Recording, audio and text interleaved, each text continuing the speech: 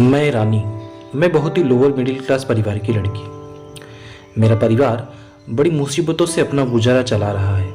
मेरे घर में अब एक परेशानी है, मेरी शादी की। कितने ही रिश्ते अब तक मेरे घर वालों ने देख चुके हैं, लेकिन किसी को मैं पसंद नहीं आई। दिखने में अच्छी नहीं हूं ना। संस्कार और स्वभाव सब बाद में आते हैं, पहले रंग आता है। इसलिए अभी तक मेरी शादी नहीं हो पाई। फिर एक दिन पिताजी को सामने से एक रिश्ता आया। लड़का दिलीप था,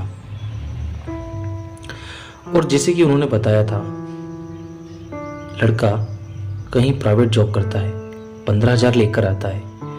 पिताजी और माँ ने ज़्यादा पड़ताल की नहीं और मेरी शादी पक्की हो गई। शादी के लिए मेरे भी कई अरमान थे। मैं चाहती थी कि पिताजी की चिंताएं थोड़ी कम हो जाएं, इसलिए मैंने हामी भर दी। पिताजी ने पेट काट काट कर मेरी शादी के लिए कुछ गहने बनवाए थे। ज़्यादा तो कुछ हम दे नहीं पाए और उनकी तरफ से भी ऐसी कोई डिमांड नहीं थी। पिताजी को लगा कि बच्चे की किस्मत अच्छी है जो उसे इतना अच्छा घर मिला है। शादी हो गई और मैं विदा हो गई। सुहाग रात को मैं अपने बिस्तर पर बैठी उनका इंतजार कर रही थी। मेरे मन में कई तरह के ख्याल थे। मैं थोड़ी घबराई थी। अभी करीब 1 घंटा हो गया था मुझे अपने कमरे में बैठे उनका इंतजार करते हुए। तभी बाहर से मुझे चिल्लाने की आवाज़ें आने लगी। मैंने दरवाजे के पास जाकर देखा तो दिलीप और उनके पिताजी की बहस हो रही थी। मुझे लगा कि दरवाज़ा खोलकर बाहर जाऊं, लेकिन मैं वहीं रही। फिर कुछ देर बाद वो जोर से दरवाज़ा खोलकर अंदर आते हैं। उनके आते ही कमरे में बहुत दुर्गंध फैल गई। वो बुरी तरह नशे में थे, फर्श पर गिर पड़े। शायद पिताजी उन्हें यही चिल्ला रहे थे कि वो आज भी शराब पी कर आए हैं। मेरी तो कुछ समझ नहीं आया, क्या करूं क्या ना करूं। रात भर वो वहीं फर्श पर सोते रहे। सुबह जल्दी उठकर मैं किचन में गई। सास ससुर दोनों मुझसे नजरें नहीं मिला पा रहे थे। मैं उनके लिए चाय बनाकर ले गई। वो कमरे में थे। जैसे ही मैंने चाय दी, वैसे ही उन्होंने मुझे जोर से धक्का दिया और बोला, दोबारा हिम्मत मत करना मेरे पास आने की। तू मेरी बीवी नहीं, इनकी बहू है बस। जाकर इनकी सेवा कर। सास को कब गिरने की आवाज़ आ गई थी।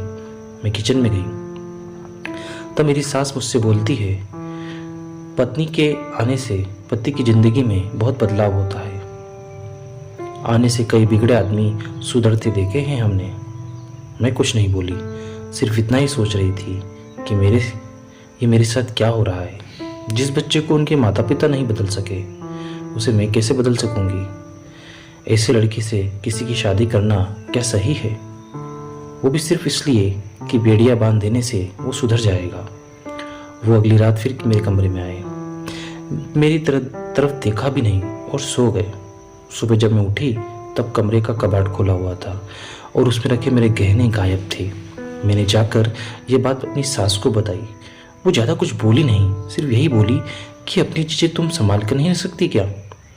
दिलीप जी भी घर पे नहीं थे। मैं समझ गई कि वो ही शायद मेरे गहने लेकर गए हैं। उस पूरा दिन और पूरी रात वो घर ही नहीं आए। जी तो मेरा करा कि पिताजी को एक बार फ़ोन करके ज़रूर पूछ लूँ कि आपने किस लड़की से शादी मेरी करवा दी है, लेकिन फिर मुझे लगा कि ये बोलने का क्या फ़ायदा। वो 3 दिन बाद घर पर आए। आते ही उनके और पिताजी के बीच बहुत कहासुनी हुई। मेरी सास मुझे फिर ताना मारा कि बहू लाए थे कि चलो बेटा संभल जाएगा, लेकिन उसके आने के बाद तो ये ज़्यादा बिगड़ गया है। मैंने भी सोचा कि मैं इतनी जल्दी तो हार नहीं मानूंगी, इसलिए मैंने अपने आंसू नहीं गिरने दिए। मैंने उनसे फिर बात की। मैंने पूछा कि आप क्या चाहते हैं, ऐसे ही ज़िंदगी को आगे बढ़ाना या आपने कुछ सोचा है? वो बोले कि तुझे जो करना है तू कर, मुझे तेरी शक्ल भी नहीं देखनी है। मुझे थोड़ा गुस्सा आया और बोला कि फिर आपने शादी क्यों की? वो जोर से बोले, घर वालों के कहने पर की। मुझ पर कर्जा था 2 लाख का, और वो उन्होंने तभी दिया जब मैं शादी को माना। फिर मैंने बोला, तो फिर आपने मेरे गहने भी इसलिए लिए थे? बस मेरे इतने बोलने पर उन्होंने मुझे जोर से चाटा मार दिया। मैं जैसे सुन्न रह गई। अभी 7 दिन भी नहीं हुए थे मेरी शादी को, और मेरे साथ ये क्या हो रहा था।